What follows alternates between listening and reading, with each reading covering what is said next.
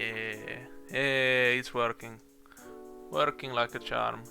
Hello and welcome to a super special off-season fiesta of 2 of the week.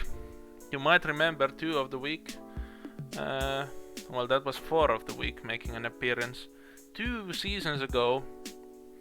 And now we're 2 really fucking out of touch and boring people talking to you about what's happening in the SBA. How did the typical taglines go? It's not the 5 of the week, it's a select 5 of the week of topics around the mostly NCAA on the SBA forums. I am your host at Oko, currently hands full of work, actually even legs and feet full of work. I am now the actual athletic director for the Gonzaga Bulldogs, giving up my position as the Duke athletic director to the ever so lovely Mr. Splashman and replacing the outgoing Beowulf and also the interim general manager for the Las Vegas Jokers of the SBA, currently working alongside and for Danger Golding while he is away on his travels.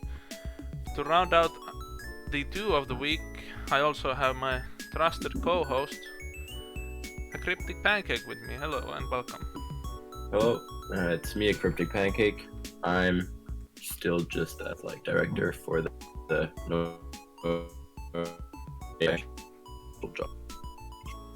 Alright. Terrific connection there. Pancake went no and cut off, and now he's muted, so just a second or two.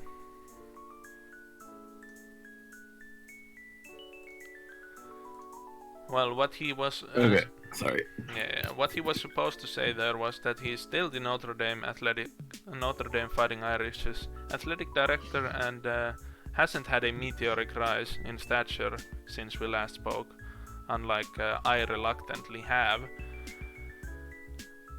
Last we spoke, we talked about the relocations around the NCAA. We missed the tournament week with travels and whatnot. Pancake is currently in the United States, I believe. How's that treating you? It's pretty good. Nice to see the family and everything. The weather is just kind of worse than it was at home, but you can't win them all. Yeah, and you're on the East Coast, North and East Yep. Coast, so that's like, yeah, not especially good weather there, any time of the year, I guess.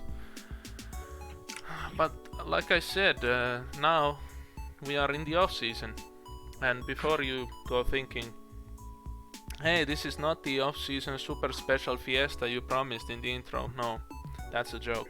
There is no fiesta. We're just gonna talk about some news and some thoughts about this and that. But like I mentioned, we missed the tournament week, although I got to present the Final Four, where the Louisville Cardinals edged the Duke Blue Devils, and the Connecticut Huskies, with a last second offensive rebound, outdid the Syracuse Orange.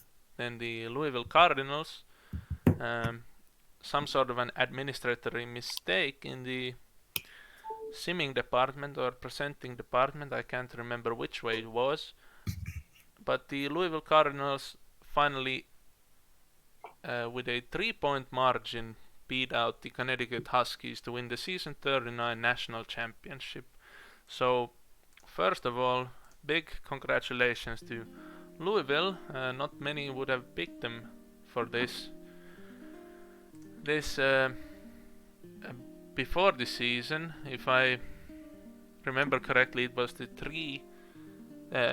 third highest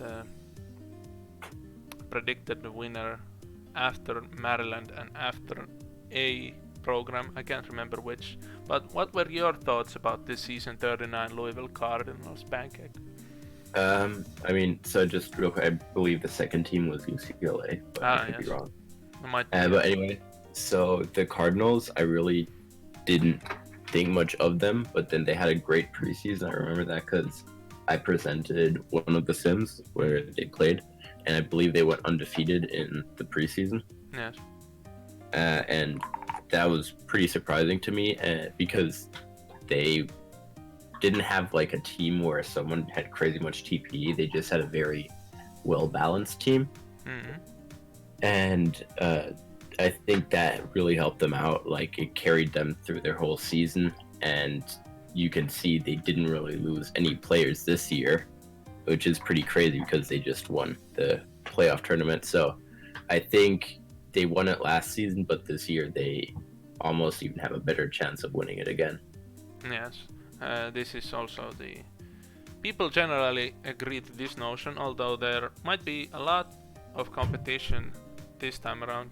Of course, the same could have been said for last season, but some upsets here and there brought us where we are right now.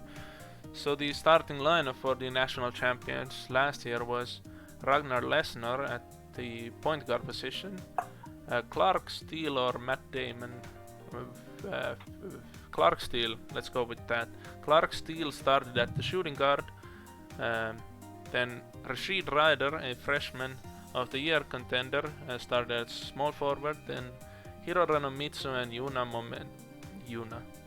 Una Momento rounded out the front court. They also had quality depth off the bench with Sixth Man of the Year award winner Matt Damon and a filler draftee Selachi Ray, who by TP standards was their best player, in fact. So yeah, like you said, not much turnover for next year, but they did lose Selachi Ray off the bench. They'll be hoping to plug in that gap left by is it Sharkstrong? Yes, I believe it's Sharkstrong. And look to contend again in season 40. Who do you consider the biggest losers in the March Madness tournament last year? And Maryland Terrapins probably is the easiest answer, but do you think there were any other teams that could have hoped for better contention? Well, I mean, obviously Maryland had the most hype going in, and they beat Notre Dame in the first game, but even that was a pretty close game. And considering the fact that they were the best seed and we were the worst seed, the game shouldn't have been as close as it was. Yeah. And then obviously the next round they lost to UConn. Yeah. But then I'd say the other biggest losers were probably UCLA. They also had a great core in Trifecta, Oscar, and Kuzi. Feed the Beast, Oscar Jebesilan, and Kendall Battle, yes. Exactly. And they also had a lot of hype going into the tournament, which they just kind of... Warranted or not, yes. And yeah. I'd say they were probably the second biggest losers. So the University of Connecticut Huskies with 51 wins went through both the Maryland Terrapins, as you mentioned, and then Syracuse Orange, who were the 5th seed in the tournament, to make it to the national championship final. So Syracuse Orange also might have taken Huskies as a cakewalk going to the Final Four, but the Huskies proved them wrong and took their place in the national championship game. I think I got two correct predictions with Huskies losing the finals in both my tournament predictions and preseason predictions, but that might be wrong. At least the preseason predictions were that Huskies would lose in the finals, but that's about it. I can't remember the playoff predictions. Yeah, neither can I. But I did better last season than I did this season. So yeah, for next season, we're gonna talk about our college programs first. But the Louisville Cardinals retaining all of their starting lineup, and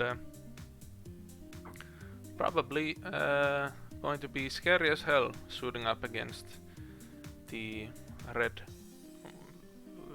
I guess Cardinals are a bird. Yeah, they should be. at the Redbirds. Maybe Cardinals is a better name than Redbirds. Speaking of, we can then talk about our own college programs. It's been a busy recruiting season once again, and the Notre Dame Fighting Irish, like you mentioned before going on air, are now top 3 or maybe even second place in average Top 3. TP. They look to be second place, so Cardinals, Notre Dame, Duke, Maryland is what it looks like right now. So yeah, you must be excited about the prospect of contention. You were on a contending Notre Dame team once, but maybe lacking in depth then. Yeah. As you said, as I was on Notre Dame, it was really just Joey and me running a 2-man show there with little to no help. And due to that, we lacked a lot of depth. And in our playoff game, in our uncapped season, we both scored like 17 points only, which is horrible. And obviously we lost that.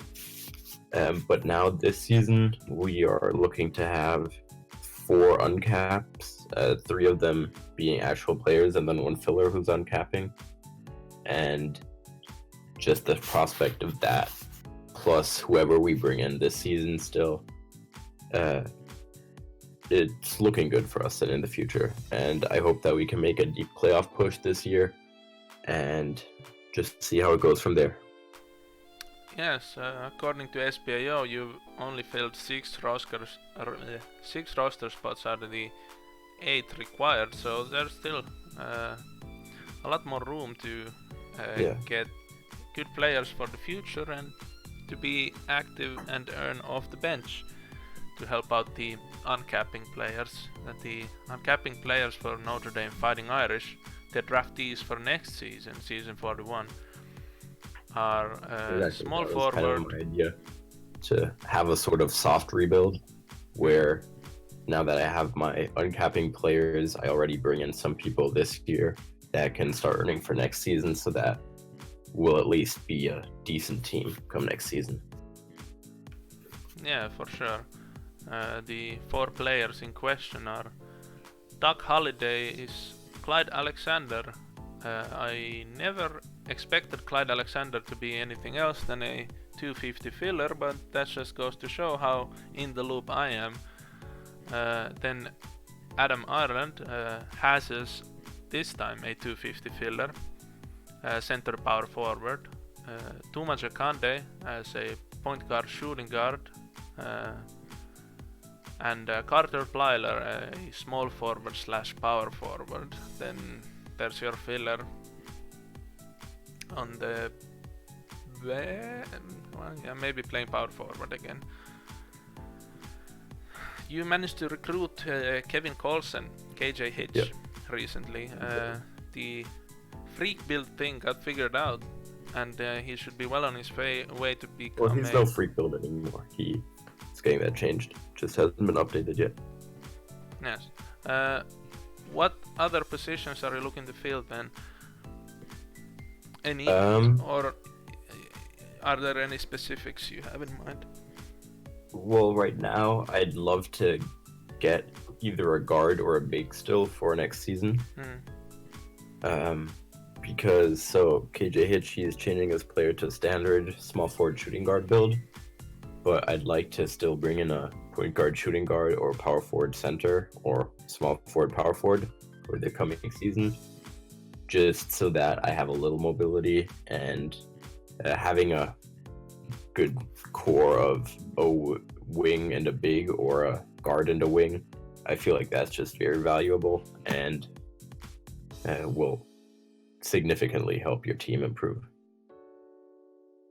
Definitely, and if you happen to strike out on the 8th man to your roster, I also have a one and done filler, stealing and passing point guard, going to be at 100 TP for this season and get drafted at the end of the year, but that's probably like I hope not many teams would have a use for him, so to say. Yeah. Like 100 TP is just like. Yeah. At this point, there's still enough new players, like first gens, that came in through the Reddit recruitment drive which is still ongoing as well, yeah. Yeah, exactly. That I'd hope that I can still get someone that's a first gen. Yeah, an actual quality player who's about to, who would be like contributing to the team's future, unlike a one and done filler. I see, yes. Yeah, the Notre Dame Fighting Irish sure looking like a major force again this year. Keep your eyes out for them in the season 40 of the NCAA. And then to my new job adventures.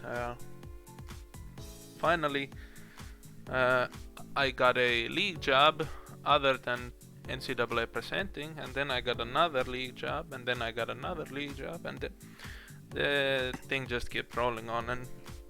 But in terms of this podcast, I'm the Gonzaga Bulldogs athletic director, and while me and Beowulf managed to salvage something out of last season, getting active earners on board, this recruitment process was a success in my opinion as well.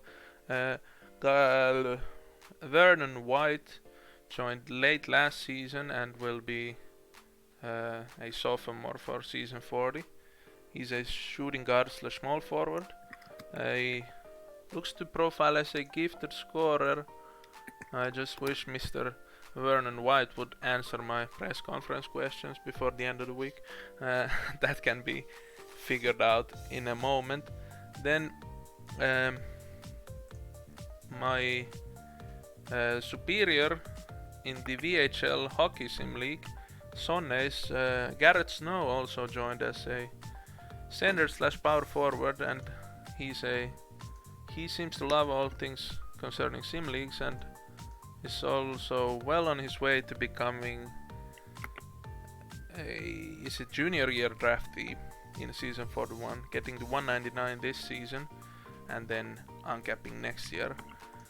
And then finally the crown jewel of our recruitment, a well coveted point guard / shooting guard, Joseph Aloysius Contreras. Username goes by Migi or Migi, I don't know how to pronounce that specifically, but he seems to be very excited about the prospect of SBA. I think he's from some other sim league earlier. Maybe it was one of the football leagues, not affiliated. Can't remember all those names.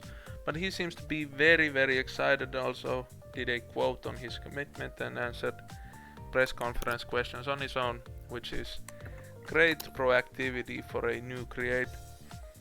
Then Mr. Y, Beowulf's filler, will be hanging around for another season, backing up the center rotation, and Curtis Davies also looks to be on the cusp of getting to 199 with his prediction TP. So Gonzaga will be close to a situation, well, yeah, I can't compare it, but we'll be getting 2 or 3 guys to 199 this season, I believe, and then having them uncapped next year, if not all 4 or 5 even. That's big. Yeah, it might be 5 actually. Hold on. Hold on. That's always it's a great situation for team competitiveness, but there's also the fact that if you have 5 uncapped, someone has to take a $2 million scholarship. Yeah, exactly. Which is pretty ass. But if the players, if the users are fine with it, I'm sure we can manage a way to sort out the scholarship situation. If not, then we'll just, how do you say it? Who gets the shortest straw? We can do a straw poll. And the one who loses gets the $2 million scholarship. Because all of these 4 4/5 players on the cusp of potentially uncapping next year are first gen players. They probably have more like they probably are less reluctant to give up scholarship money, say, compared to a foreign veteran on his recreate. But of course I will talk that through with them personally, depending on how the situation unfolds in the future. I'm also excited to actually have my own team to test strategies and stuff for. Like in the recent past two seasons I tested with Mr. Splashman, and it was actually a lot of fun having a conversation type of thing, like feedback both ways and trying to figure stuff out. And in the future, by my lonesome, it might probably be a bit more boring and lonely, but hopefully I'll get through all of that and enjoy building the team all the same. Yeah. What do you think about the Bulldogs' moves? For the record, we still have the $5 million scholarship available. Yeah, you had mentioned that. No, the Bulldogs, they're looking good. Like what you said, like the prospect of having 5 uncaps in one season is just pretty insane. Like that automatically makes you a top contender, even if like you don't have the number 1 top earner on your team.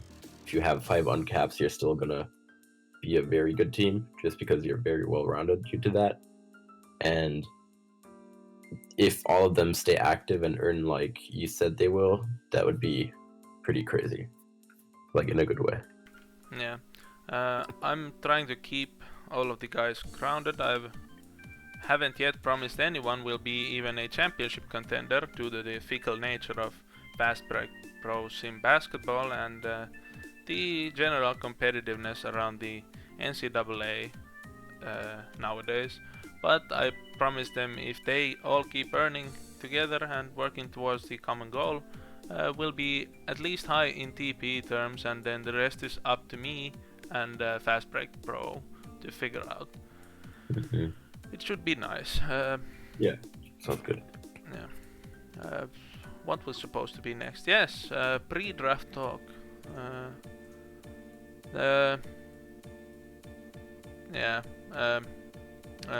It's slightly underwhelming because both me and Pancake have potential information. Well, I do have information as I'm filling out as a general manager, but Pancake himself as well, through whichever avenues he might get that potential information. I don't know.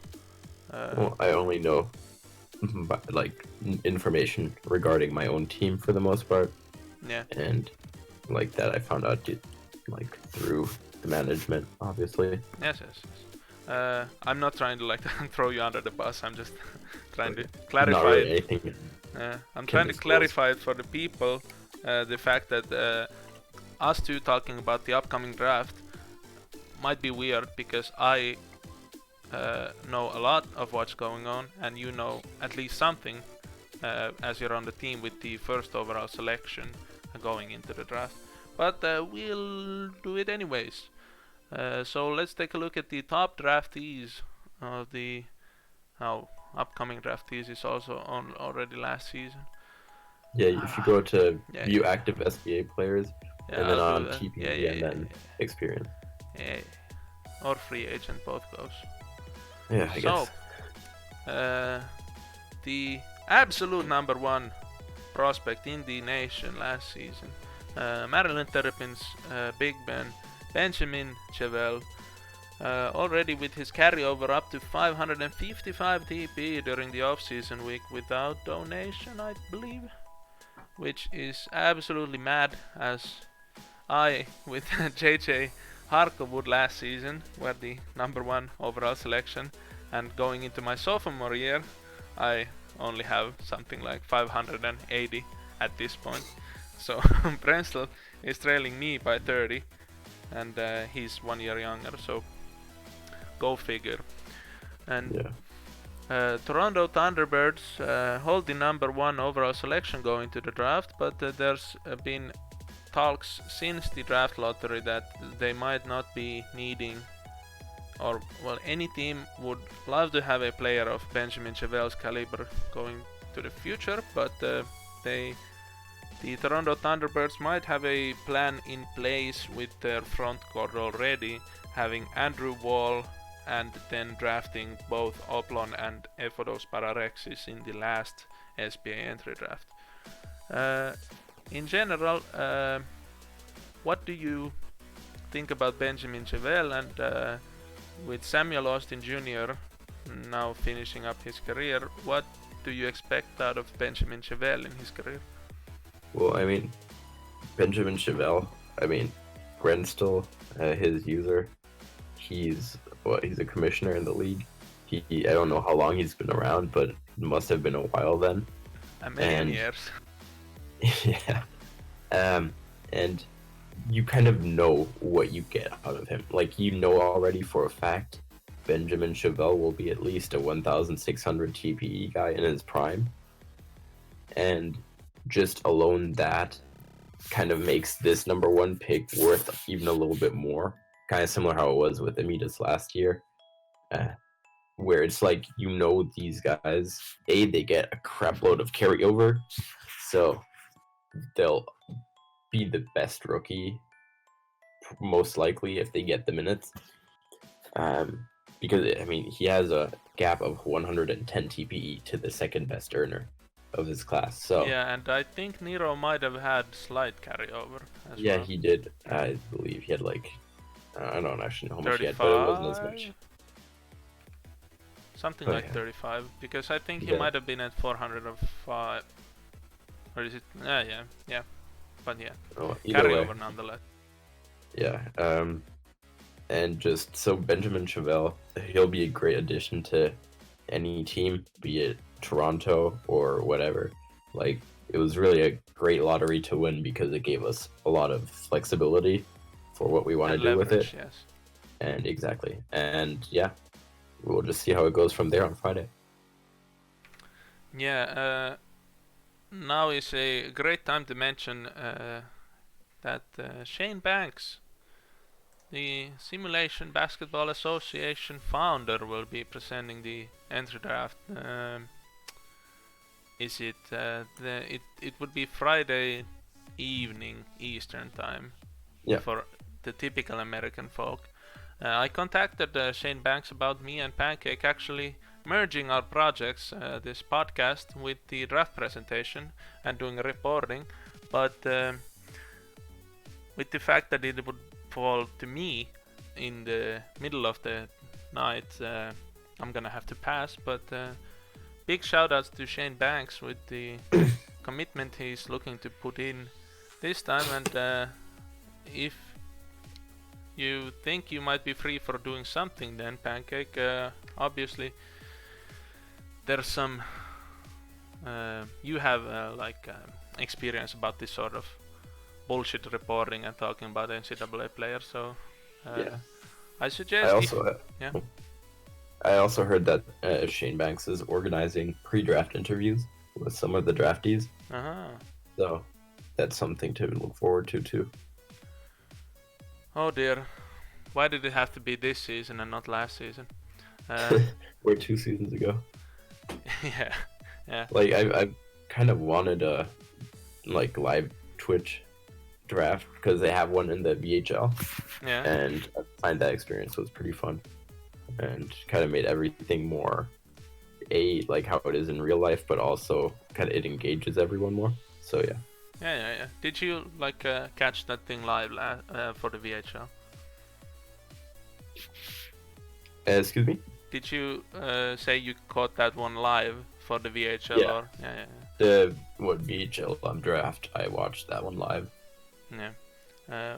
I wanted to also, when I was in the VHL, this is completely off topic now, but I also caught my draft night because I knew the draft presenter, Esso, my VHL general manager then, was French, and my character in the VHL is also French, so I wanted to hear that sweet, correct pronunciation on the player name. But that's another story for another day, or another forum for that matter.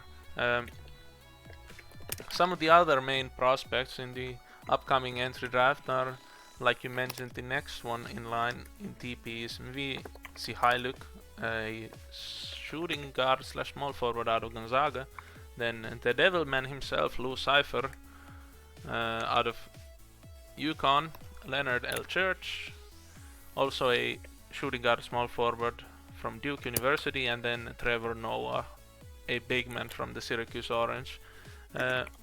Do you have in mind any sleeper picks from this draft? It might be players quite high in the TPs, like Isaac Allen Richmond or even Lou Cypher, or then some of the other folk like, for example, Danny Jones, Koozies, Feed the Beast.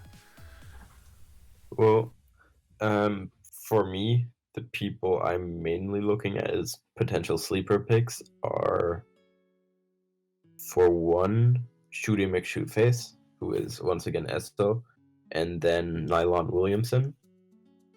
I believe they're both VHL people. At least I've seen both of them there, and you said Esso was your GM. Yeah, And Esso so is. that guarantees you that they'll earn 9 points at a very minimum. But also, I know Esso has expressed interest in being a future AD. So if he does get a league job, that would then lead to him getting 12 a week, which is, of course, always what you want from your player. Yeah, having a league job. Yeah, exactly. Because that just makes them earn more TPE than the average person, and due to that, that obviously elevates their game. And then my last sleeper pick, I'd say is probably DD33 with Gordon Lawson Holmes. Yeah. Just because he seems at least somewhat active on the forum and Discord. Like, you see him around somewhat regularly, and due to that, like, I get the feeling that he will probably stay active, and the small forward, power forward is always a good position to have. Yeah, and Gordon Lawson Holmes, one of the only bright points for the Georgetown Hoyas last season, carried the team night to night, to me at least. And yeah, as we are or were last season, the NCAA Sim Presenters, we can get a gauge on the players' activity in the NCAA threads a bit more than the general folk, because there's always the pings of reacted to your post and quoted your post on a topic sort of thing. So we see a lot more of that than the regular people might with just a quick eye have. You brought up some good players. Shooty McShootface, definitely a fun guy to follow in the NCAA, and like you mentioned, Esso the user should be up there as a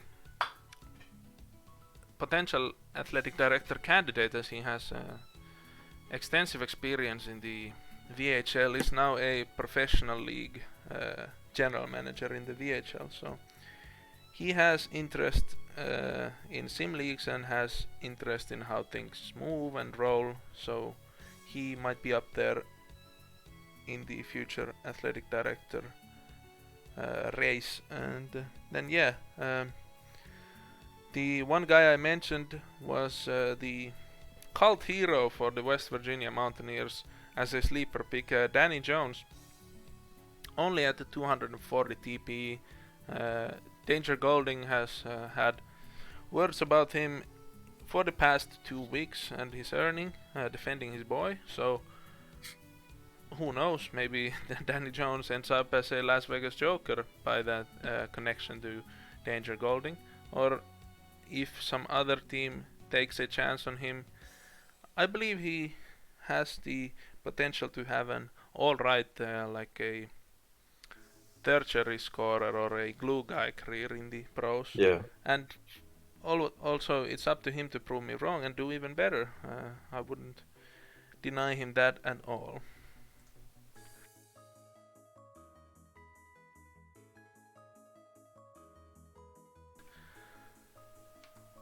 So, I don't know how many topics that is. It's definitely not 2 topics. That's way more than 2. But I also can't tell if it's 5, as people might be accustomed to. But we'll have a quick sort of a cool down thing to end it all off as usual. The expansion rules were of course protecting season 39 draftees such as myself, Mr. X, Orlando Villoria III, Demetrius Marquez Xavier. The list goes on and on. Who would have if you were the Pittsburgh Ironmen who had to selecting the expansion draft, and if you could redraft of any players going into the league, in a fantasy draft situation, if you could choose the number 1 overall selection in the league going forward, only one player to start your roster with, no other rounds of selections, just one round of selections, who would have you picked as the first selection in a league-wide fantasy draft? In a league-wide fantasy draft, so no protections like there were in this one? Yeah, no protections at all, just the whole pool of SBA players, and have at it. I would probably go with someone like Mr. X, probably. Just because he's someone you can build a young team around, and you know what you're going to get out of him. Yeah. And, I mean, you're an expansion team.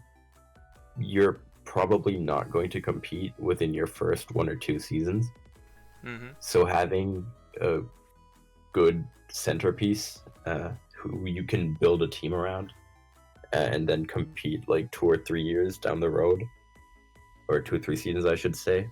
I feel like that's probably the way to go. That way you don't sell out your whole future to win now, the way that the Dallas Outlaws did way back when they were an expansion team. Yeah. And yeah, who'd you pick? I would probably agree with that.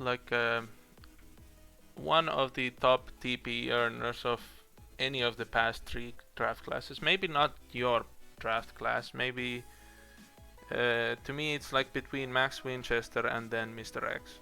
And Mr. X has the extra. Max Winchester also fits the same mold. Yeah, Mr. X has the extra youth on his side, but then also by that virtue he's trailing by like 400 TP, or like maybe 250 is more generous. I don't know the exact number right now, but with a few less years, being a sophomore going into this season, and Winchester getting his first prime contract, I believe.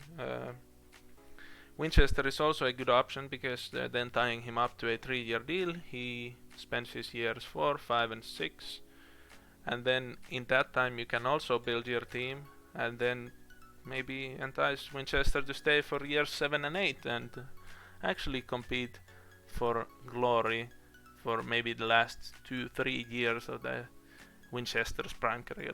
But yeah, Mr. X, obviously a good selection, and any team would enjoy having him, and no surprise that the Colorado Chiefs are so happy with him, even though they selected him 2nd overall. Yeah. And then, if it was just this season, and this next season and the next year's playoffs, now with Giovanni Owen, Allen Tatum, and that class of players starting regression, who would you pick as your star player? So there's only 1 season left in the league. Yeah. Okay. Compete now. In that case, I would choose either Dojbe or Max Hertz. Sanders. Well, yeah. Not a surprise actually, but yeah. I mean, because both of them, they're both elite defensive players who can get their own on offense. And in a winning team in the SBA, or like in general, if you look back at the teams that generally win the playoffs, they are led by a great scoring center. And that's just a trend that I've noticed in the 4 seasons I've been around now. Yeah. And like other people who've been around longer have said the same thing. And Hertz and Dojbe are both fantastic players who can really do a bit of everything and do it at a great clip. And yeah. Yeah, I would also most definitely go with Max Hertz, because Max Hertz was the star piece of the most recent title-winning side of the Houston Ravens. Also, congratulations to the Houston Ravens for winning the SBA championship in season 39. We usually don't touch that much on SBA subjects, but for this purpose we will. And yeah, Max Hertz was the focal point and star piece of that side, along with his partner in crime Michael McConway, and there's no reason why he wouldn't just be even better this next season. So definitely Max Hertz would also be my selection. Yeah, good player to go with. With all that, it's probably time to say goodbye to you all, folks. No fancy outros, or well, the past 10 minutes will be your fancy outro, but kind of taking it easy and trying to figure out a podcast episode where we can get the time zones lined up and get more people on board. Maybe the new Oklahoma State University Cowboys athletic director Mo Holt, maybe the new Arizona Inferno general manager Beowulf, maybe interrailing Danger Golding. That's probably a pipe dream, but yeah. That's it for your fancy outro, and a big thank you for a Cryptic Pancake once again for providing generally high quality discussion and his personal thoughts on any matter that comes up. My pleasure. And then see you guys next week. And see you guys next week. We will by Okocha Star. It's been Okocha Star, and we'll see you.